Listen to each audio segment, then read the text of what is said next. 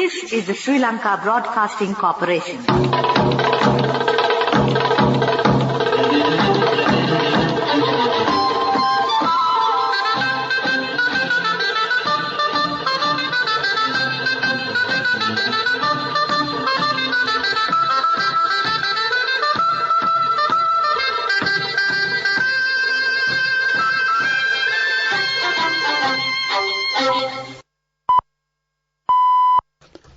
The time is 6:15. Here is the news edited by Anjana Dodanguda, read by Victor Raj. First, take a look at the headlines of the local news. The President gives directives for the disbursement of the Aswasuma welfare benefit payment from 1st of July 2023. The Cabinet of Ministers approves setting up paying wards in government hospitals.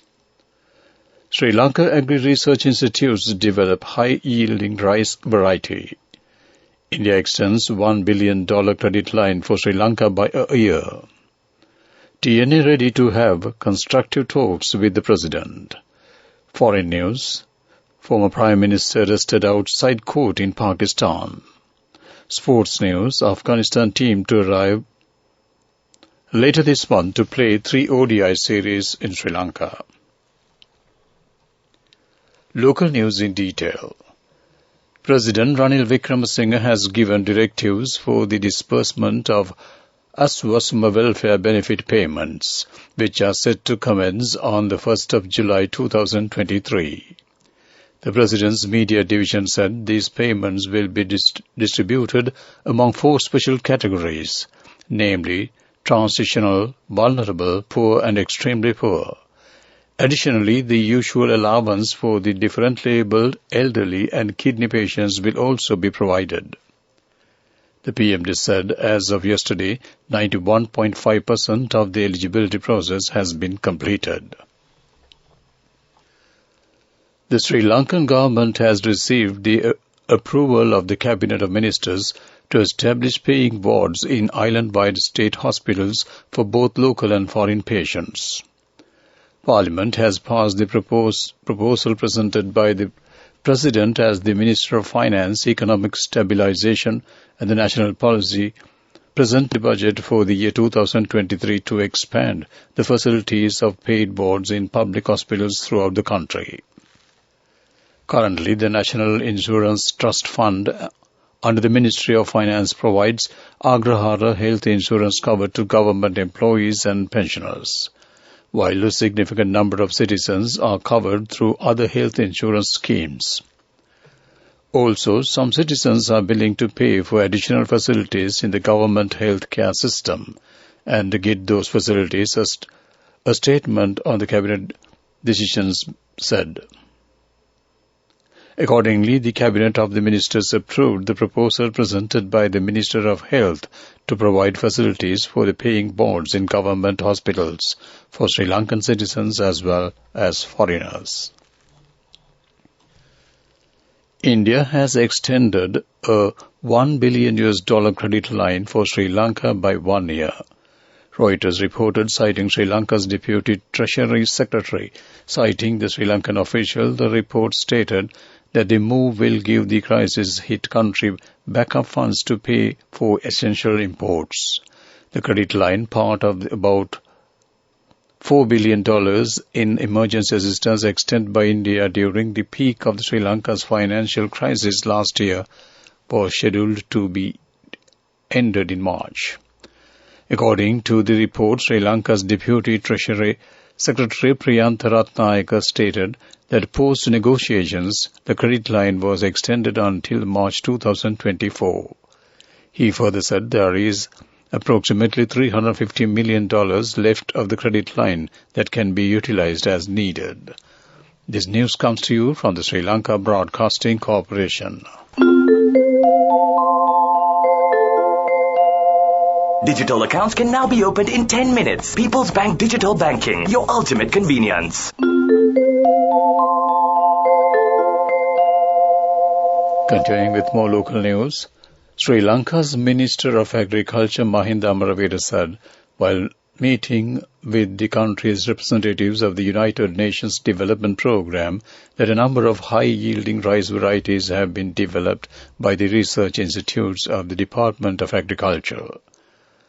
Azusa Kuboto, the new UNDP resident representative in Sri Lanka, recently met the Minister of Agriculture Mahinda Amaravira and discussed the current state of agriculture in Sri Lanka. She appreciated the steps taken by the government to uplift the agriculture of the country, especially in the face of the recent economic crisis. Although many assumed that there will be a food crisis in Sri Lanka in the year 2022, the minister pointed out that due to the measures taken by the government to uplift agriculture since the last year the season, it was possible to produce sufficient rice in the country. The Tamil National Alliance is expected to meet President Ranil Wickremesinghe today to discuss several matters of concern within the Tamil community. Issuing a statement, TNA parliamentarian group leader R. Sambandhan stated that the party is ready to constructively engage in talks with the government in a bid to settle the Tamil national question, albeit within a special time limit. The statement further asserted that the TNA will not entertain any discussions that the country to the basis that both the national and eastern province, northern and eastern provinces are areas of historic habitants of the Tamil-speaking people. That ends local news. Now, People's Bank Digital Banking enables you to make your pawning payments through People's Bank Self-Banking Unit any time of the day. People's Bank Digital Banking, your ultimate convenience. The main news story is brought to you by Siddhalepa Vedamahatmya. The Department of Meteorology has issued a red warning for strong winds and rough seas for multi-day boats in the southeast Bay of Bengal and South Andaman Sea areas. The depression is in the southeast Bay of Bengal area and will gradually develop into a cyclone storm tomorrow, the advisory said, adding that it is likely to move south-northeastwards towards Bangladesh-Myanmar coasts. The department said due to the system, wind speeds will be 50 to 60 km per hour and can increase up to 70 km per hour in sea areas bounded by. It added heavy showers or thunder showers and very rough seas can also be expected in above sea areas. Meanwhile, those who are not at aforementioned area regions are advised to return to coasts or more safer areas immediately. Fishing and the naval community are requested to be attentive to future forecasts issued by the Department of Meteorology in this regard. That ends main news story. The main news story was brought to you by Siddhalepa Vedamahatmya. Moving on to Watchlight, the National Dengue Control Unit says there is a risk of increasing the number of dengue cases against the rain. Over the 19,000 dengue cases have been reported so far this year. According to the National Dengue Control Unit, the highest number of dengue cases has been reported from Colombo, Kampah and Putlam districts. General public is advised to keep schools, workplaces, residence and public places clean and tidy to prevent and control spreading of epidemic. That ends Watchlight. Moving on to world news, let's take a look at the headlines. Former Prime Minister arrested outside court in Pakistan. Russia launches biggest kamikaze drone attack. Canada expelling Chinese diplomat over alleged legislator threats. World news in detail. Former Pakistan Prime Minister Imran Khan has been arrested outside the High Court in the capital Islamabad. Ex-Prime Minister was appearing in court on charges of corruption, which he says are politically motivated. Footage showed parliamentary forces in armed personnel carriers detaining Imran Khan after he entered the court compound. before driving him away. He was ousted as Prime Minister in April last year and has been campaigning for early elections since then. Air raid sirens have sounded across Ukraine after Russia launched a fresh wave of drone and missile strikes.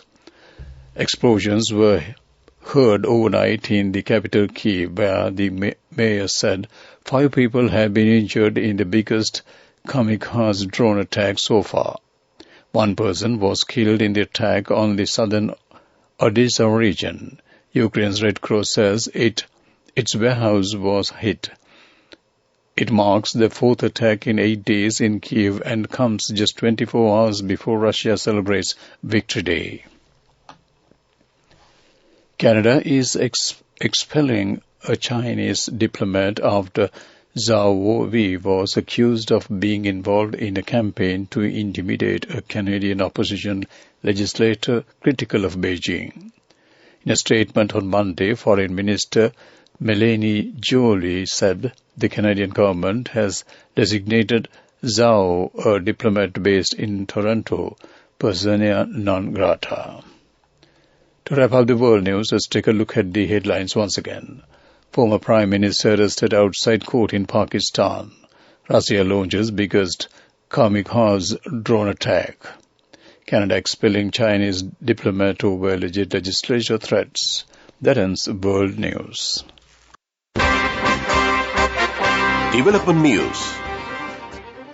The Cargill Ceylon plc is marking a new milestone by opening Lanka IOC fuel stations at its Cargill's retail outlets.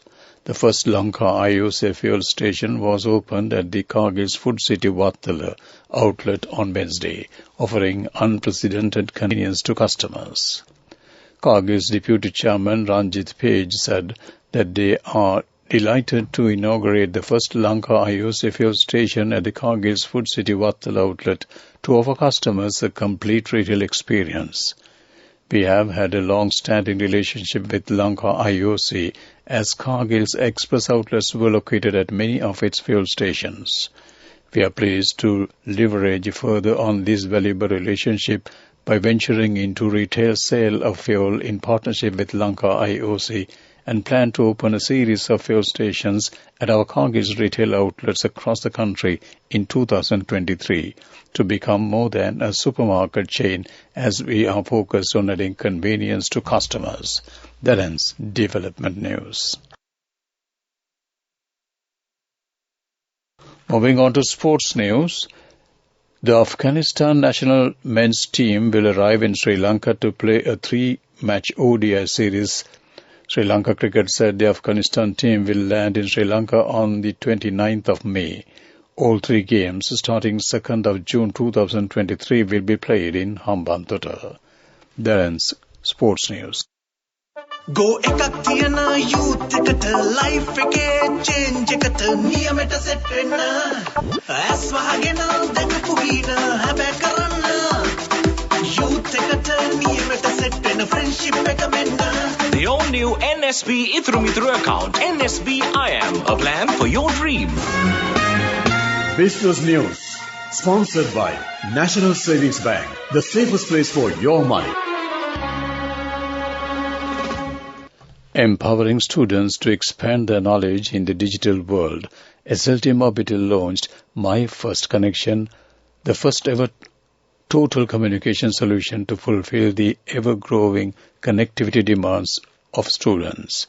The My First Connection will enable students to develop their educational curriculum by connecting to the digital world, providing opportunities to learn, grow, and groom themselves to become valuable assets to the nation. That ends business news. Business news. Sponsored by National Savings Bank, the safest place for your money.